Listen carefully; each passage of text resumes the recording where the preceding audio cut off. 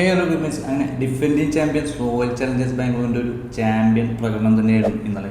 അരുൺ ജെയ്റ്റ്ലി സ്റ്റേഡിയത്തിൽ നമ്മൾ കണ്ടത് തങ്ങളെ സ്വന്തം തട്ടകളിൽ വന്ന് തങ്ങളെ അടുത്തടിച്ച് പോയ ഡൽഹി ക്യാപിറ്റൽസിനെ അവരുടെ സ്വന്തം നാട്ടിൽ നിന്ന് പഞ്ഞിക്കിടുകയാണ് ഉണ്ടായെന്ന് വേണമെങ്കിൽ പറയാം.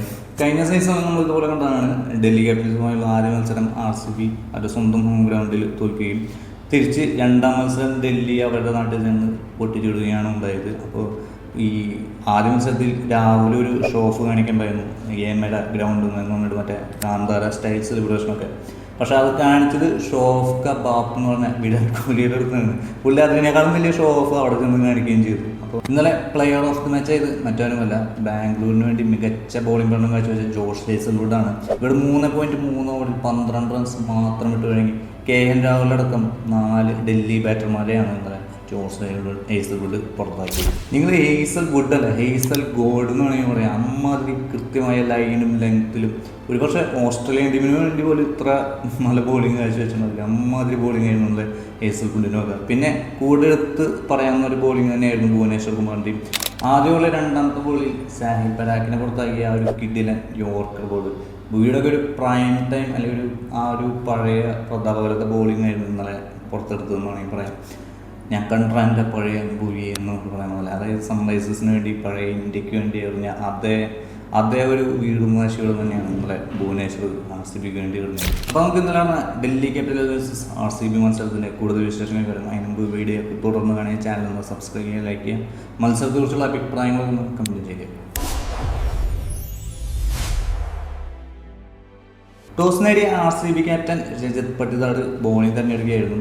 അങ്ങനെ ബാറ്റിങ്ങിനിറങ്ങിയ ഡൽഹി ക്യാപിറ്റലിൻ്റെ ലക്ഷ്യം 1 സ്കോർ അടിച്ചു ചേർത്തത് തന്നെയായിരുന്നു. കാരണം കഴിഞ്ഞ കളി 265 എടുത്തിട്ടും രക്ഷയില്ലാത്ത ഒരു അവസ്ഥയിലായിരുന്നു. എങ്കിൽ ഇപ്രാവശ്യമെങ്കിൽ 250 മുകളിലെങ്കിലും മിനിമം സ്കോർ ചെയ്താൽ തന്നെ രക്ഷയുള്ളൂ എന്ന് വിചാരിച്ച് തന്നെയാണ് ഡൽഹി ബാറ്റിങ്ങിന് ഇറങ്ങിയത്.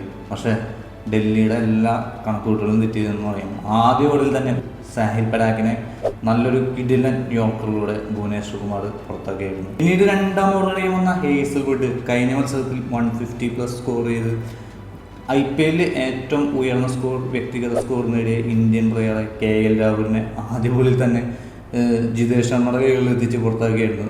നെക്സ്റ്റ് തൊട്ടടുത്ത ബോളിൽ തന്നെ നിതീഷ് റാണയും പുറത്താക്കി ഹേസൽവുഡ് ഡൽഹി ബാറ്റിങ്ങിന്റെ നടുപൊടിച്ചു എന്ന് വേണമെങ്കിൽ കാര്യങ്ങളൊന്നും അവിടെ കൊണ്ട് തീർന്നില്ല. നെക്സ്റ്റ് ഓവറിൽ വന്ന ഭുവനേശ്വർ കുമാർ ട്രിസ്റ്റൻ സ്റ്റെപ്സും അതുപോലെ തന്നെ ഡൽഹി ക്യാപ്റ്റൻ അക്സർ പട്ടേലിനും പുറത്താക്കി ഡൽഹി ബാറ്റിനെ വൻ തകർച്ചയിലേക്ക് തള്ളിവിടുക എന്ന് പറയാം. ഇവർ മാറി മത്സരിച്ചാണ് വിക്കറ്റുകൾ എടുത്തുകൊണ്ടിരുന്നത്. അതായത് ഹേസൽവുഡ് കഴിഞ്ഞ ഓവറിൽ 2 വിക്കറ്റ് എടുത്തു, നീ കഴിഞ്ഞ ഓവറിൽ 2 വിക്കറ്റ് എടുത്തു, അപ്പോൾ ഇപ്രാവശ്യം ഈ ഓവറിൽ ഞാനും 2 വിക്കറ്റ് എടുക്കും. അങ്ങനെ മത്സരിച്ച് വിക്കറ്റുകൾ നേടി ഡൽഹിയെ കൂപ്പുകുത്തിക്കുന്ന കാഴ്ചയാണ് കണ്ടത്. ഒരു ഇടയ്ക്ക് 8 റണ്ണിന് 6 എന്ന നിലയിൽ ഞാൻ ഒരു പക്ഷേ വിചാരിച്ചു ഇനി ഫുട്ബോൾ മാച്ച് വല്ലതായിരിക്കും. കാരണം ഇങ്ങനെ ഫുട്ബോൾ മാച്ചിലാണല്ലോ ഇങ്ങനെ 5-4, 3-2 ക്രിക്കറ്റ് മാച്ചിൽ അങ്ങനെ കാണാറില്ലേ. അതായത് 2 സൈഡിലും സിംഗിൾ ഡിജിറ്റ് സ്കോർ ഇങ്ങനെ മാറി വന്നുകൊണ്ടിരിക്കുന്നത്. 8-6 എന്ന നിലയിൽ തകർന്നടിയുന്ന കാഴ്ചയാണ് കണ്ടത് ഡൽഹി. ഒരു പക്ഷേ ബാംഗ്ലൂരിൻ്റെ തന്നെ പഴയ റെക്കോർഡായ 49 അതൊക്കെ ഭേദിക്കുന്നു തോന്നിച്ചെങ്കിലും ഇമ്പാക്ട് പ്ലെയറിൻ്റെ ആനുകൂല്യത്തിൽ ഡൽഹി കേടായെന്ന് പറയാം. കാരണം ഇമ്പാക്ട് പ്ലെയറായി വന്ന അഭിഷേക് പോറലാണ് ഡൽഹിയെ ഒരു വലിയ പോറലിൽ നിന്നും രക്ഷിച്ചെടുത്തത്.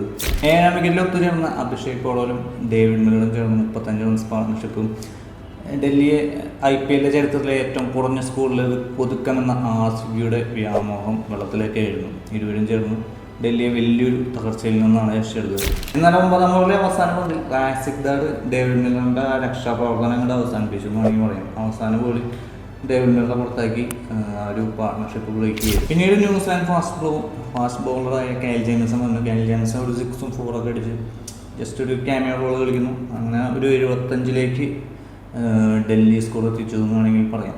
അഭിഷേക് പോറൽ മോഡൽ സ്കോർ ചെന്ന അഭിഷേക് പോറലാണ് ഡൽഹിയെ വലിയൊരു, അതായത് ലോവസ്റ്റ് ടോട്ടലിൽ ഒതുക്കുക എന്നുള്ളൊരു വ്യാമോഹത്തെ അവസാനിപ്പിച്ച് ഒരു 75 എന്നൊരു ലോവസ്റ്റ് സ്കോർ തന്നെയാണ്. പക്ഷേ RCBയുടെ റെക്കോർഡ് തിരുത്താൻ അവർ സമ്മതിച്ചില്ല.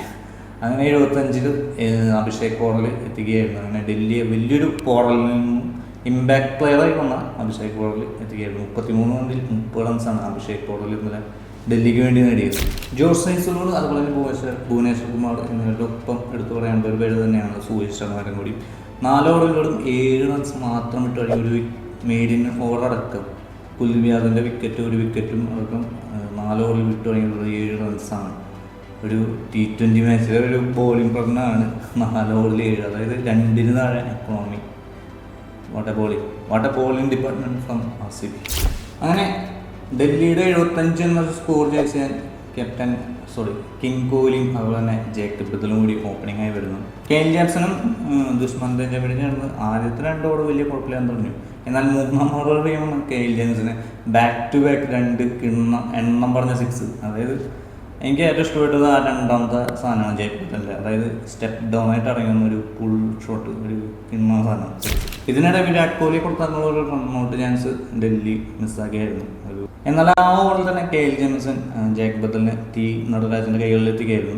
വീണ്ടും ഒരു 6 റൺ ശ്രമിക്കുകയെ ടി നടരാജൻ വളരെ ബാക്കിലോട്ട് ഓടി പിടിച്ച് പന്തായിട്ട് ബൗണ്ടറിയിലേക്ക് എത്തിയില്ല എന്നുള്ള രീതിയിൽ കൈപ്പിടിയിൽ ഒതുക്കിയായിരുന്നു. ബൗണ്ടറിയിലേക്ക് പോയില്ല. അതിനു മുമ്പ് അദ്ദേഹം ആ ഒരു റണ്ണിങ് തൊട്ടരികെ വെച്ച് അവസാനിപ്പിച്ച് നല്ലൊരു കിടിലൻ ക്യാച്ച് എടുത്ത് ജേക്കബ് ബദലിന് പുറത്താക്കിയിരുന്നു. ഒരു പക്ഷേ ജേക്കബ് ബദൽ ഇപ്പോൾ പുറത്തായില്ലെങ്കിൽ പവർ പ്ലേയിൽ തന്നെ കളി ഏകദേശം കഴിഞ്ഞാണ്.